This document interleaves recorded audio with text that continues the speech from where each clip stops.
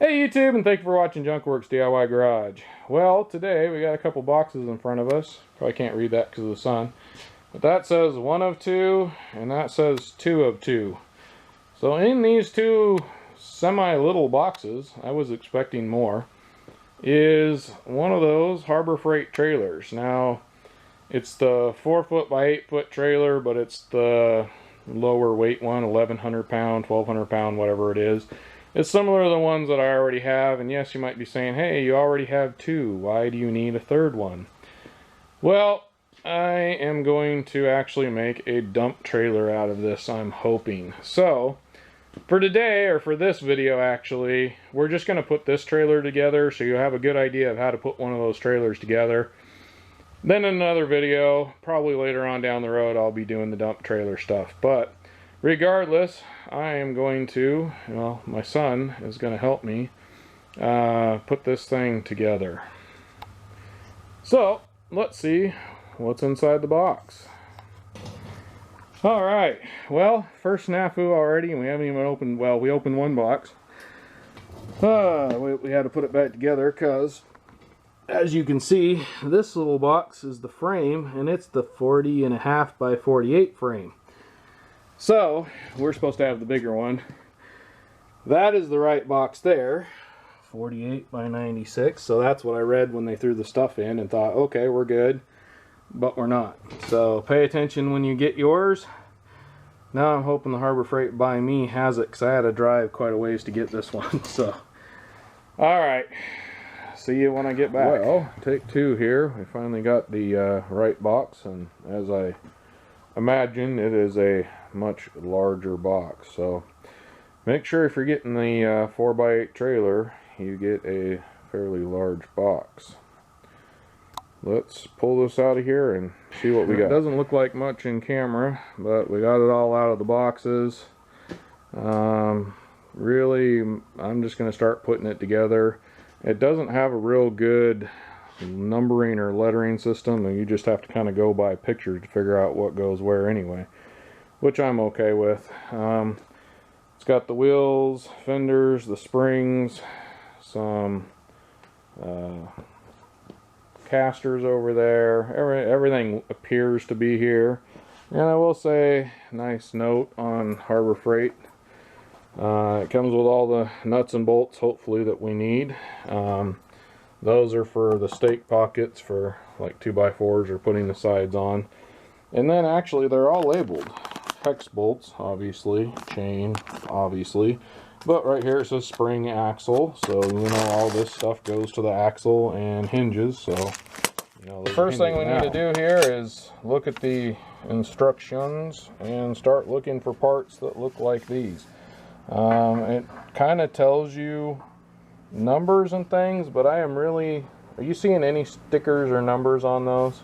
No, I haven't. Alright. Too much, but I'm not really seeing any stickers or numbers. So I noticed like this down here, these little tabs that'll be on the bottom of this piece. These ones are probably all the same throughout the whole trailer, so it probably doesn't matter what you get here. And then these ones here, you'll see down on the bottom here, there's a couple little tabs on the bottom of that, so we'll grab those. So the only 2 I really not positive about is these 2 here, and I'm sure I can figure it out. We got the first pieces. You'll notice these ones are the ones that have an angle on the end. This front one has these little doodads on it. Side one has those, and then there's several of these that are all the same. So we got this first part buttoned up here. Couple things. There's supposed to be 3 bolts, side, like one on the side, one on the bottom, and one on the top in these front. The middle one only has nuts and bolts in the bottom, according to this, and over here. And then in these corners, we got this plate, which is like the hinge, because this is folding. Yet again, I'm not going to probably ever fold this trailer up, so at some point I'm going to make a long plate that goes between the 2. But for now, to put this together the way it's supposed to be and show you guys how it's supposed to go, I'm going to go ahead and put it together the way it's supposed to be. But regardless, you put this hinge piece on with these 2 bolts and that's it. I will say that this was difficult. It kept wanting to move, so I went ahead and put one in the bottom of each of these for now on the back corner here. Okay, one other side note. The bracket down there, the hinge bracket, one of them, this one on the front, on this first part that we put together, the front one here does not have, as you can see, this has kind of like a bend in it. So that one is flat. It's the flat one goes on the front. So down here on the bottom, I went ahead and put a nut and bolt on there just to hold this in place while I was tightening everything up. Now this is usually, you want to put all these in loose at first, then kind of snug them up but not super tight, and then you're going to want to take and go from corner to corner this way, corner to corner this way, and once you get that measurement perfect both ways, I admit I'm about a 1/16 off one way or the other, but that's good enough for me anyway right now. But anyway, once you get those all done, then go ahead and tighten everything up really good. You're probably going to have to do it 2 or 3 times, kind of measuring back and forth, because things will move a little bit on you. Another tip, I do have it up on 2x4s and a couple of 4x4s. 4x4s are nicer because these 2x4s tend to tip sometimes. But regardless, you're going to want to put it up on something, just because with the little brackets that are on the bottom of this, it doesn't want to play nice sometimes. The other thing I talked about, I did not put the bolts in the top here yet, because I remember from my other 2 trailers that I have, that always, the plywood always sticks up a little bit in the corner. It always bugged me. So what I'm going to do when it's all done and I put the piece on here, a piece of plywood or whatever I'm getting, I will then put the bolts through and use that to hold the plywood and everything down. Okay, so the first thing we're going to do is put these in here like that. And right there and there, you got the pin in the front and there's a bolt in the back. So I'll go ahead and show you those up close so you know which ones you need. Alright, so this is what we're putting together here, the A-frame part. So in the front, that just comes with a pin that pulls out and a cotter pin. Alright, well, we got to the front here and I've realized I have made a mistake. I thought these bolts would hold on the hitch part there, but it's actually the shoulder bolts that go through there, which are smaller. And I would have assumed there were shoulder bolts in this one because it's supposed to pivot. And usually, when things pivot, they will mess up threads. But to each their own, I'm not going to use the pivoting part, so it doesn't really matter anyways. But I was incorrect. It's these bolts that go in there. I'm going to have to change those out and get those on the hitch. Alright, so we got the cross piece here on. Now that goes underneath the top part here. A couple bolts there. And then there's a bottom plate there that goes on the very bottom. And then this piece here that goes on the top of that. It was something I did realize because we started putting this together up here, is that we wanted to put this on first and kind of spread it as far apart as it would go, both for stability, and that makes it so that these parts seem to line up better down here. So, little note there. Then, on top of here, we will be putting the bolts, the back part on, well, my son did. And it's pretty much the same as that front part there. It's just those 2 different sides. These sides here are a little bit different than those sides there. Basically those just have the brackets on them and these ones don't. You want to make sure on this side there's a hole right here. On that side there is not. There's just the 2 holes for the hinge piece here. So there's that. And yet again, you're supposed to put a bolt on all 3 sides here, just in the bottom there, and just that hinge holds on that front piece there. So I did put the bolt on the side and the bottom, but not on the top here. The way I'm using this trailer, I'm not going to spend time putting an extra bolt in for you all to see that you put an extra bolt in there. I am not going to need it there. So in fact, it needs to not be there when I do what I'm going to do with it. something else. There's these here. They're stake pockets. I am not putting those yet again on this trailer here because of how I'm going to use this trailer. So I don't want those on there. Those you can put them on anytime you want when the trailer's done or as you go along. In the instruction it shows you putting them on as you go along, but it doesn't appear that there's any reason for that. Also these brackets here are only if you're going to fold it up and stand it in a corner somewhere. There's casters that goes with these, which I also am not going to use because I'm not planning on ever folding this trailer up. And we got the trailer upside down here. Here's something else I am not going to use, but you may want to, is the license plate cover. Now you can put that, technically is supposed to go down below. Now every time I've ever put them on like this, I end up wiping out the license plate, so I've always used them up top like that. So yes, this is on the bottom, but the trailer is upside down. But anyway, I usually put them like that rather than sticking downward. But yet again, this is where you need to figure out your laws. And in my state, you're supposed to have your license plate lit on a vehicle. I don't know about a trailer, but anyway, these lights actually have a little light on the bottom of them that's going to light up the ground underneath it. So I may cover that up so that it's not so noticeable, but regardless, I'm going to use the old ones, and I put them on my fenders on one side or the other, just to get them out of the way. Otherwise, I promise, just back here they get wiped out. That's just what I've noticed from all the ones I've had. We got the front completely done, we got the back completely done. Now here's where the instructions tell you to put everything together and flip it over. My back is telling the instructions to go to heck because I'm going to go ahead and flip this over. I found a few more 4x4s I can put under both areas so that they can be up off the ground. That is one thing. The 4x4s also help you put the nuts and bolts in the bottom part too.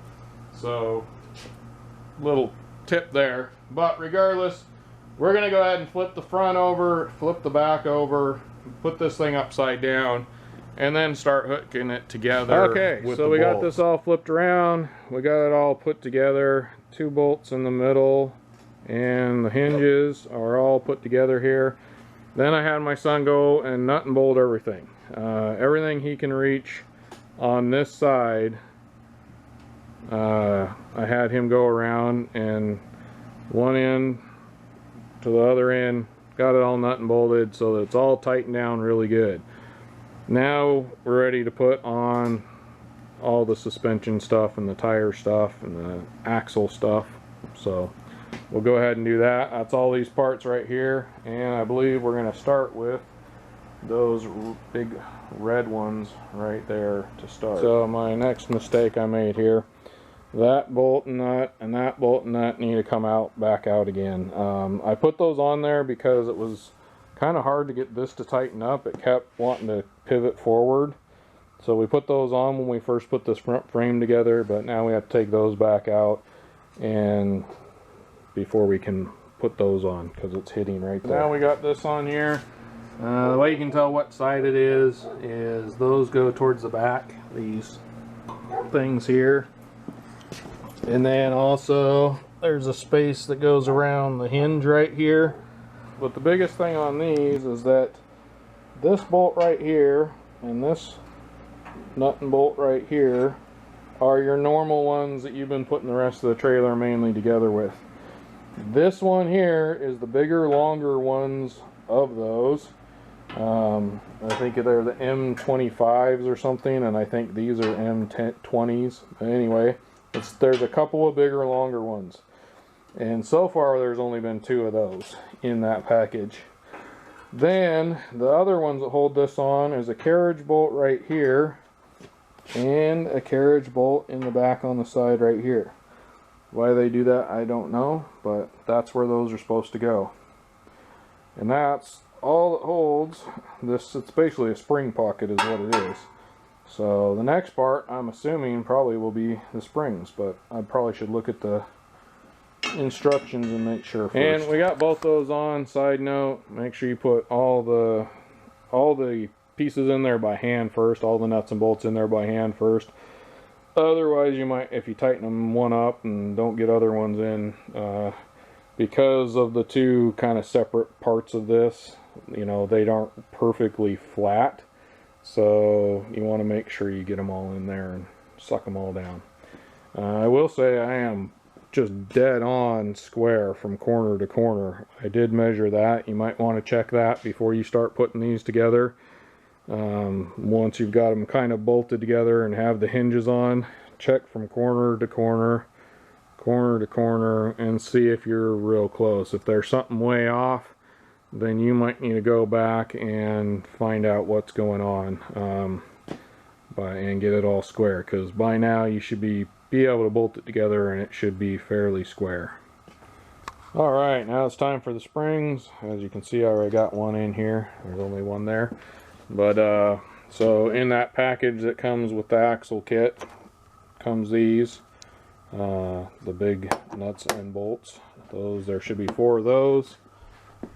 And you want the eye part on the front where the hole is, and the open part in the back here where that bracket is there.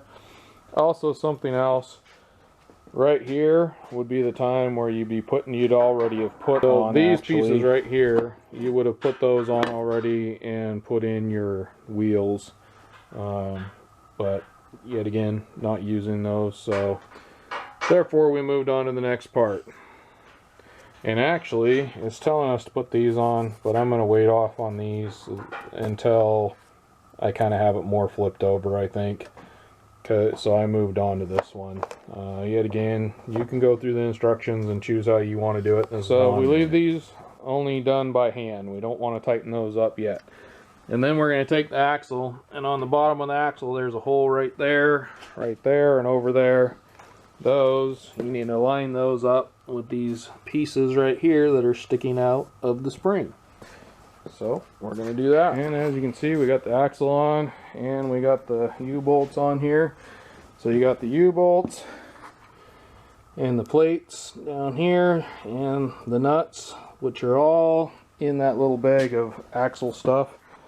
And the secret of these is just basically slowly tighten them down a little bit at a time until all those nubbies are about the same all the way around and very tight. That is one thing I'm going to say. There is no torque specs or anything like that with this, so you all have to decide how tight is tight enough. I'm not responsible for that. So on the bolts for the springs, those are still loose. So we got all this tightened up except for those. Now we can come back and we can tighten these. And those are 19mm on both sides, both the nut and the bolt. As you might can tell, this is higher off the ground, and we got some jack stands over here because I didn't want to set it on top of this and get it all mangled up. I want to try and keep it as nice as I can. So anyways, this just made it so we could put these on. Because I realized to flip it over, we're definitely going to want the tires on, and you can't put these on after the tires are on. But there you go. These are just the regular nuts and bolts that you've been putting all the rest of the trailer together with. So it's time to start running wires. I got the picture out here with a wiring diagram. I got to say the instructions have been pretty okay. So this is with the trailer facing up. So as it would sit with, this is the top of it here. Right now I got mine yet again upside down, so it's inverted. But regardless, you would go down the passenger side or right side frame rail, split it here, come up and across the front for your left side, and then come down here for your right side. So I believe the right side would be your green and, let's see here, yeah, green and brown wire, which I have on this side over here. And on the left side would be your yellow and brown wire, and those would go out that way. So instead of that, I think I actually am just gonna, since I'm not folding my trailer and needing to run it a certain way, I am just gonna run one side here, and keep on going straight back down the trailer. So that's my plan. You need to choose to do for yourself what you want to do. Alright, and I don't know if you'll be able to see right here, but there's the hole where your wires are going to go through. Now I bought some grommets for my toolbox. If you look at my 5-drawer Harbor Freight green toolbox, but regardless, bought some grommets for that, and I got several grommets that I'm not using, and I'm going to show you. I'm going to go ahead and put those in the frame. Now in the middle here I could only get them in one side, I couldn't get them in the back side, but these grommets fit perfectly in these holes and the wires will fit through them, so I'm going to show you those as well. Alright, that's these ABN Auto Body Now. Mine's 180 piece SAE rubber grommet assortment. Got it off Amazon, and it's the 3/8 40 piece one right here. We got lots of them. Those fit in those holes nicely, so if you want to put grommets anywhere in the smaller holes here, they actually fit really well. So I went ahead and did that all the way down both sides, and I'll probably do it wherever the wires come out at as well. Before I so rudely interrupted by running out of film, or SD card I should say, I was talking about the grommets. Hopefully you got that in there. So I'm going to go ahead and just run these wires down each side, put it through the grommets in the frames where they need to be, and we'll come back here. And I've actually already put these on as well, and these are in with your lights. There's a box with your lights. They come with these here, which kind of hook on the frames and you stick your wires in. And not only do these scratch up the frames and cause rust, which I can testify to, but they also break your wire. My wires, every time I used these, the wires would break in that area. They mangle the wires, or they get knock the coating off after a while and end up causing more problems than good. So therefore, I'm not going to be using these. I'm going to use like wire ties or things like that. End of the wire here. We got our ground wire here, and I've tried kind of scuffing this up with some I think 80 grit, and I've gotten down to the under the paint a little bit here, but it's pretty hefty paint that they put on here, surprisingly. But because that's the ground, in case you didn't know that, I need to grind a little bit more off here, so I'm just taking a flat disc here and we're going to do that.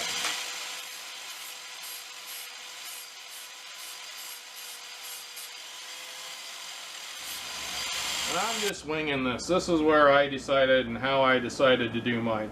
You might get away with just hooking it to one of these, and it might ground just fine.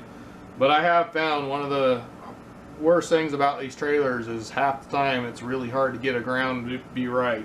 Even when the ground's wired in, which this trailer is not. This is the only ground you get. And then I went ahead and put this on here. It's one of the larger O-rings, which just happens to fit through these nuts and bolts that come with this trailer, which there's put that on there. But I had to supply this, so you know. I also got one of the ones that actually shrink wraps. I'm actually going to put some more shrink, well, I guess I can't, but I'm going to tape it up a little bit because the shrink wrap actually split right here, and that's going to cause problems later on.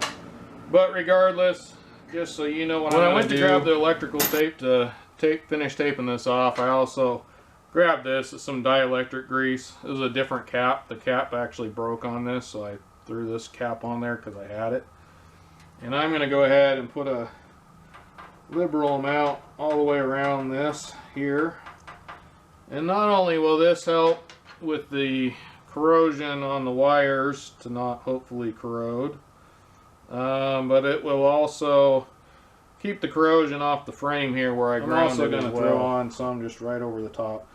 Probably don't need that much, but the more the merrier when it comes to corrosion resistance, in my opinion. I'm here at the back of the trailer. Yet again, remember my trailer is upside down if you got it right side up by now and you're working on it.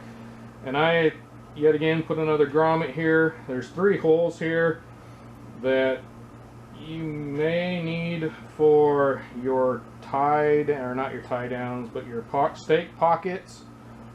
Yet again, I'm not putting stake pockets in this one, so therefore I'm coming out this last hole with the grommet in here. If you want to do something similar, you may have to drill a hole, or in the past I've just gone underneath the frame and wired this up. But I have had problems where I've actually had stuff come up and scrape that wire before, when I was backing up to something that was a little bit just barely taller than this or shorter than this, and I went up under there and grabbed the wire. So in this case, I'd rather go through the frame. In fact, since I've been wiring these up, I actually have turned this around, and I have a wiring one on the magnetic towing lights that I use on these most of the time. I'm going to try and keep this one nicer, hopefully, and because these are nice LED lights that come with these now, and those are a lot more expensive. But regardless, we got our light here now, and we got our green, our brown, and you also have a white. Now you could put this on here, and then you put the white one on the back of this back here. Now here's the problem. Yet again, we have paint on this right here, and so you're not going to get a very good ground, even if you happen to, you know, maybe scrape this up a little bit or something. You're just not going to get a very good ground with paint. You won't get any most of the time.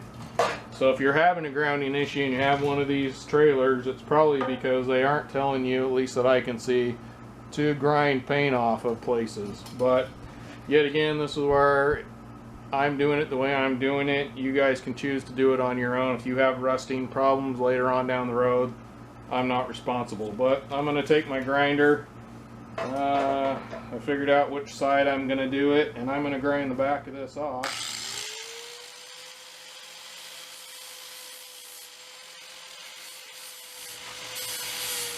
So then I'm going to go ahead and put this on. Again, remember, this is upside down, so you have your trailer on, you want, the big secret is make sure it says top, where the top says top, and that this is facing out.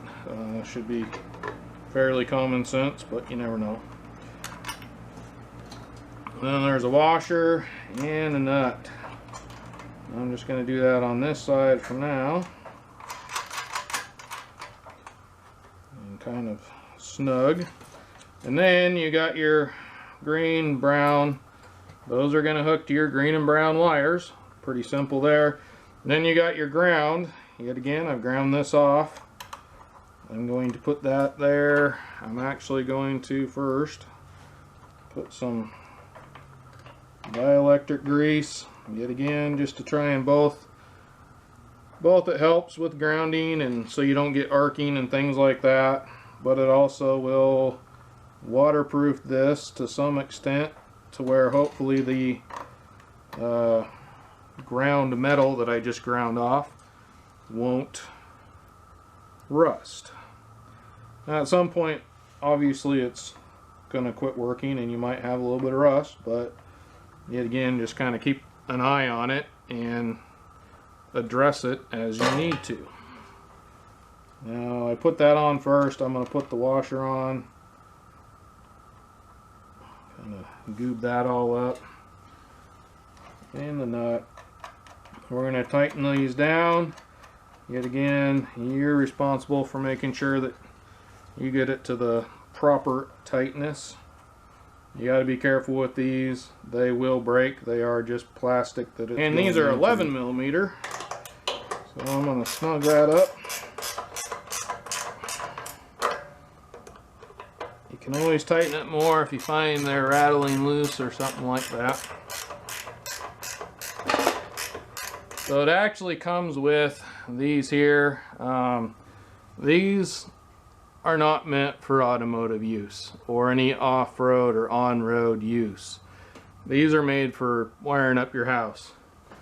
What you want to do, if you have it, you want to buy terminals, butt connector terminals, or also something like these here. If you may want to change these out, or these get broke a lot, so to make life easier you could use something like this where they snap together like that.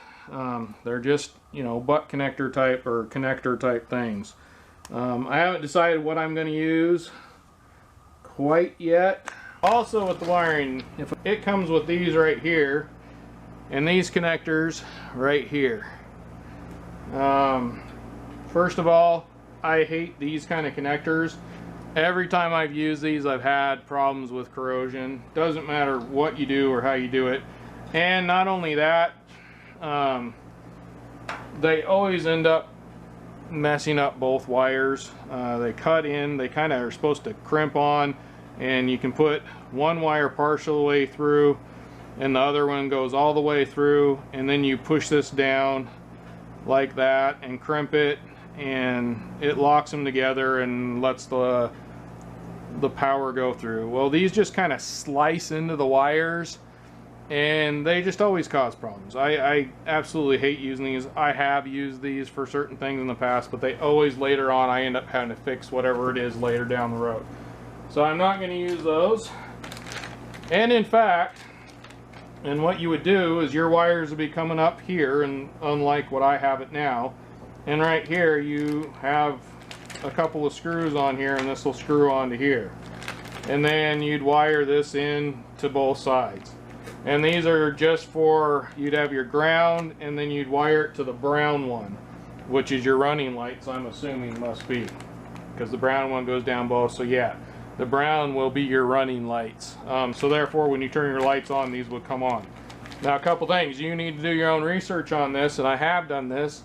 In my state, if the trailer is shorter than a certain length, which this trailer is, you don't have to have these. Other states may not be that way, so you need to do your own research on that. Quite honestly, I've always put these on, and they end up quit working later on, and I end up just butt connecting the wires right here because I always have a problem with them, and they corrode and all kinds of problems that I have with them. So I'm not going to put them on this trailer. Now, if I have a problem later on down the road with police, then I'll deal with it then. But honestly, I've been running my trailers without these for over 10 years, maybe 15 years now, and I haven't had any problems. So yet again, that'll vary depending on state to state. Closer look at these. They come in this package also from Amazon. Can't remember the price. I will put it below if I can figure it out. But basically what they are is we got our zip tie here, and you stick this, has sticky stuff on the other side. It says it's 3M sticky stuff, but who knows. But anyway, these will go through this way or this way, depending on what you need. Also, what I'm going to be using them for is these smaller ones here. Now, they're pretty small. I mean, you can see compared to the size of my fingers. I'm used to ones that are more the size of like these, but these are old, and the sticky stuff on the back no longer peels off and works, so that's why I got these. And so far they seem to be sticking okay. Just clean it up with some alcohol, peel the back stick or back piece off of them, and stick them to whatever you want to, and you should be okay. We'll see down the road how if these last very well. Like that, all nicely clamped up. Just put one up there, came across here, got another one there and there. Then we go all the way along to the back, and then I clamped all that up underneath there with some wire ties and stuff. Grommet through that hole, which yet again you won't be able to do if you're planning on using the state pockets. These come out of here, yet again, green to green, brown to brown. And what I've done is I've actually went to Amazon and found these. They're just different size butt connectors, pretty decent. That was like 12 or 13 bucks for, what is it, 200 piece, 220 piece. That's what it is right there if you want to go to Amazon and look for it. But anyways, there's several of these, and there's several different prices. This was the cheapest price I could find on these, and it was, like I said, 12 or 13 bucks for our 220 pieces. So I'm pretty happy with that. And what those are is those have heat shrink tubing on both sides of them. So you take your crimpers and you crimp them together They're just butt crimps, same as normal. Then you're going to take, and I would suggest a heat gun, because then you don't burn your wires up as much unless you really lean into it with this. But every time you see somebody using open flame on these things, they always burn the wires, and I've tried it and I always burn the wires, so I like using a heat gun on them. So anyway, heat shrink them. Then I put this heat shrink over the top, as you can see right here, which I also got off Amazon, but I would say don't buy this kit. I might have done a video on this, and at the time I was fairly happy with it, but I think even in that one I mentioned that they seem kind of short, and it is really hard to get them even on a normal butt crimp to close up on the ends. And I've heated this as much as I'm going to, and it still hasn't finished sealing up. So really, this is kind of a waste. I'm going to go ahead and tape over the top of all this. That'll just give me hopefully a triple crown of waterproofness. Something I also did actually is on both sides of the wires, I used some of this. It's like no locks. This is Blackburn. I don't know. This is something I got in my dad's stuff, but it's an oxide inhibiting compound. Just helps keep the moisture and rust away, or corrosion away, not rust, although rust is corrosion, but that's another point. Anyhow, so that's what I'm doing. You can choose to do what you want to do. They do have a special crimper. That's something I was going to show you, to crimp these. And this one, nope, there we go. You can see where I've actually gone through, and right there, that's going to kind of negate the effectiveness of this, I guess I would say. But yet again, with this over it and tape over it, I'll probably be okay. But it probably, I don't know, that crimper was, I don't know, 19 or 20 bucks. It might be worth it to invest in there. In fact, I'm gonna go look. I have another crimper that I got. It's for like telephone stuff, and it might actually work better. We'll see. Regardless, heat shrink tubing over the top of that.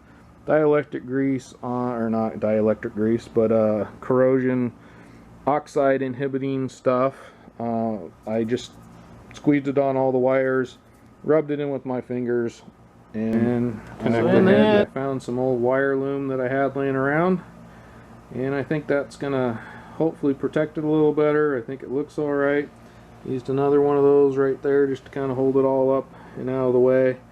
Because that is something I noticed with these, is that if you don't get the wires all nicely out of the way, at some point a branch or something will come up, grab them, well, now it is time and put these wheels on here. And something I noticed that weren't on my old ones, that does give you a Zerk fitting back here.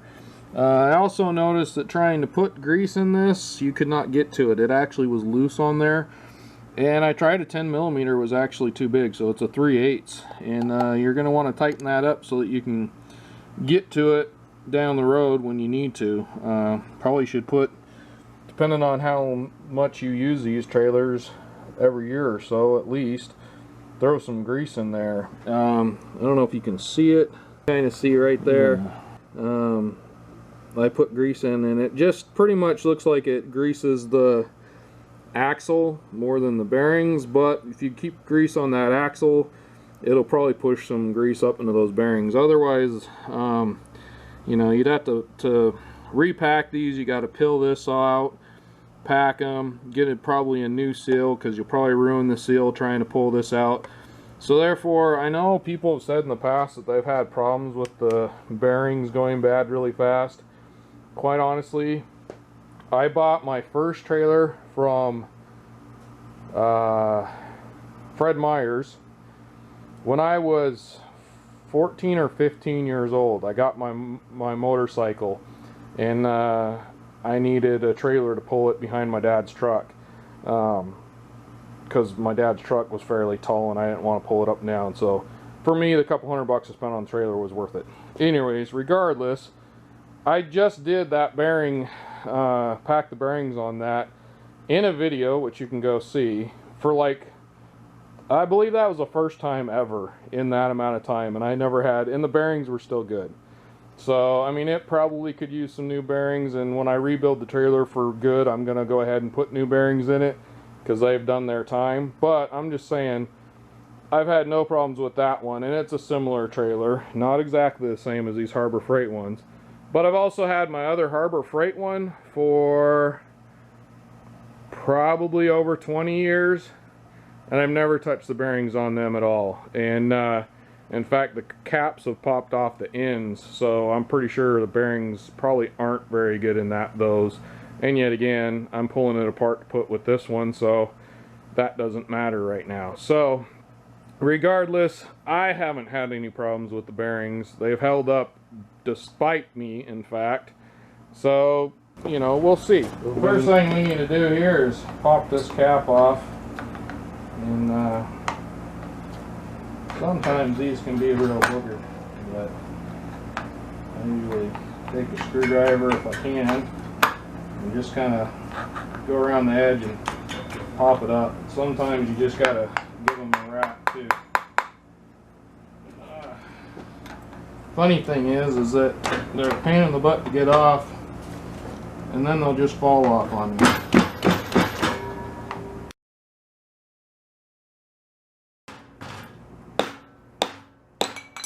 There we go. One out. Yeah, there's grease coming out of each one of these. I don't know if you can see it, but there's plenty of grease in there. I'm okay with that. It's a stickier grease than I like, but as time goes on, my grease will replace it, hopefully. And yeah, again, if I got problems later on down the road, you'll know. Pull these off. This is going to be wrapped with stuff. I previously unwrapped it, so good old bearing grease, high temp bearing grease, and I am not going to be shy about lubing it up. And keep your disgusting comments to yourself.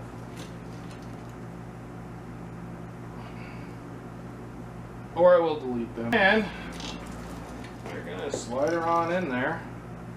Being careful not to mess up the bearing, hopefully, or the seal.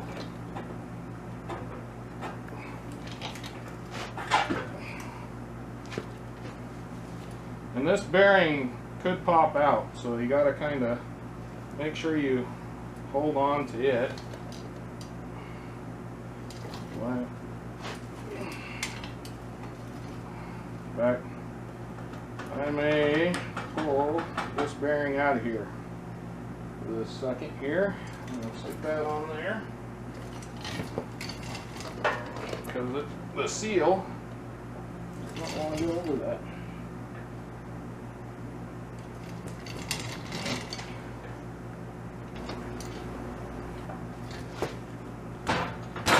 There we go.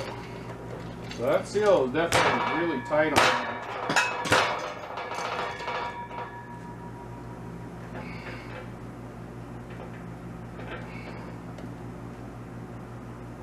Get it all the way back. Part of that could be the grease I put in there too. Took up some of the space. Now we're going to go ahead and put this bearing back on here. Oh boy. These bearings do not seem like they want to fit on this very well.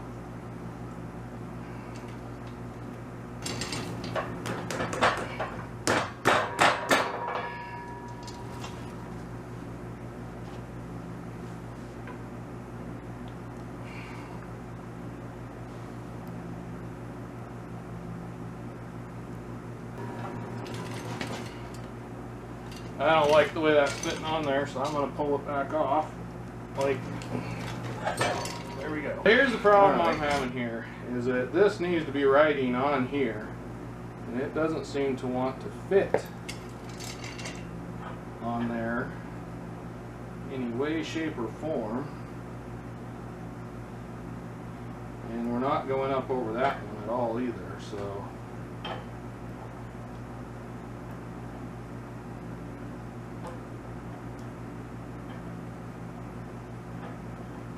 There's no way that, I know it doesn't go this way, I'm just checking to see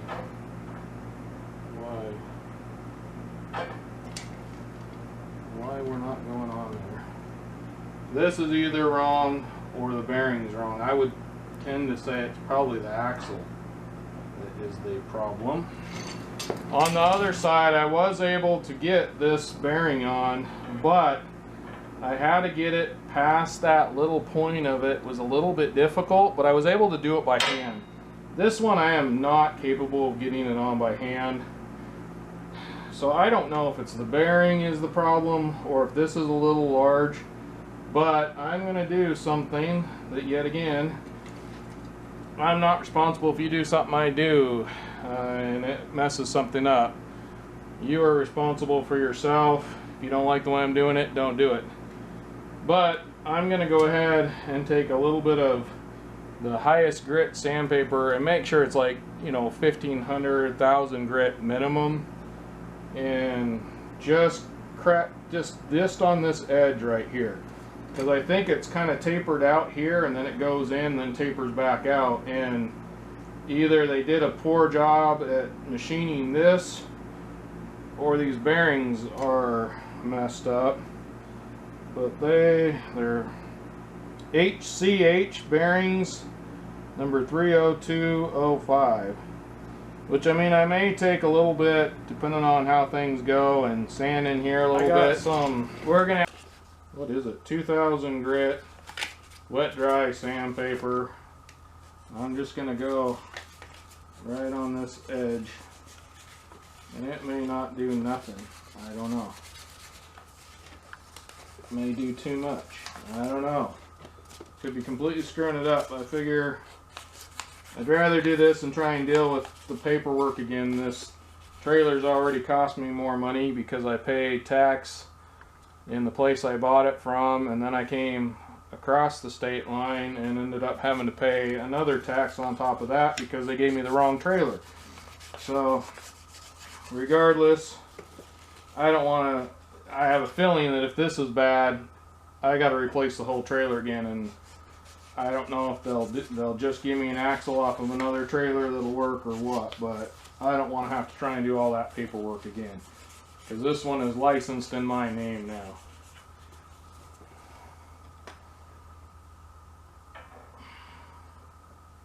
I'm sure that didn't take much of anything off of it, but figured maybe there was a burr or something somewhere that maybe got on there. I don't wonder.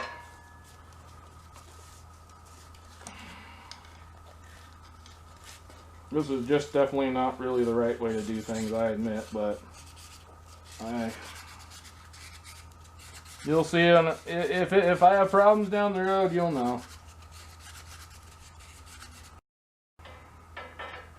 Last ditch effort, I will put this on, see if I can get it past that point, and if things don't go good, I will take it back.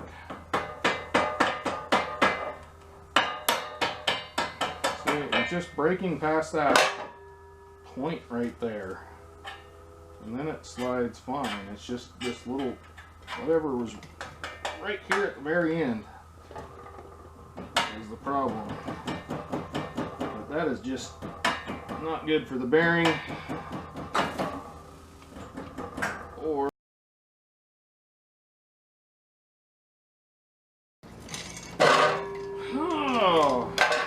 foobar it anymore. Alright, I'm gonna go clean this out. I'm gonna repack it, and I'm probably gonna have to tap it back on with this, and we'll see how things go down the road. Well, we're back to square one. I got the bearing there ready to go. Hopefully I can put this on without the bearing for now. Yet again, I know I haven't been as careful as I said I should be, but this first part definitely takes a little bit of oomph, and so does the last part here. Probably a 1/4 inch. Yep. Now I gotta go clean the bearing all over again. I'm gonna get this on so that doesn't happen again. Okay, there we go. Maybe I don't know, 5th time's the charm, we'll see. Anyway, so we got that on there. And we're gonna have to push this on. There we go, it actually went on by hand, surprisingly. So, A little bit of grease. I did wipe some of the grease off the spindle and clean it up and just put a light layer on this side and the other side, and she went on. All right, good. Let's make sure things are rolling the way they should be, and they appear to be all right. Now this washer here has a flat side and then kind of a rounded edge a little bit. Make sure a flat side's against the bearing, and quite honestly, then that has a bunch of crap all over it anyway. We're going to put the castle nut on, plug it, kind of turn it a little bit, and then it'll kind of come to a stop. Where, I mean, if you really refine it, you might be able to get a little bit more, but it's snug. It doesn't really want to turn a lot. And then just back it off until you find that hole. This thing's just going to fight me all the way to home. There we go.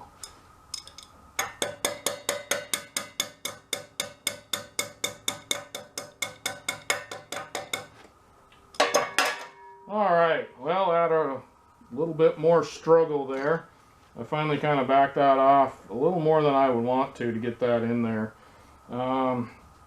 But it's not going back and forth at all. It's spinning pretty good. Might be, yeah, it's pretty good. I'm pretty happy with that, so we're going to go with it. Now these cotter pins, these spindles were wrapped in a plastic, and on one side there was nothing but plastic there. But when I went to do the other side, the cotter pins were actually wrapped up in the plastic on the spindle. So be careful you don't accidentally throw those away or something like that. And then I'm gonna get my trusty Leatherman here. I like to bend the cotter pins back that way and up that way. Some people like letting them stick out. Some people, that's all personal preference, but I am going to push it back a little bit more than it is, just for the simple fact that that'll go on there. Sometimes those won't go on, so that's pretty good. I'm pretty good with that. Now, the other thing, you don't want these to turn in here and end up going into the bearings. Like I always say, you can do anything with the right tool and almost anything with the wrong tool. Stick that on there and finally be done with this side. Hopefully after that, this side, the other side will go a little bit easier. Probably not. Alright. Now I am going to, because I didn't get as much grease in there, I'm going to go back here while this is nice and easy to get to. And I'm going to hit it with my grease gun. Also going to clean this up because I did make a mess here. And you want to check the air, make sure your air pressure is the right pressure and all that.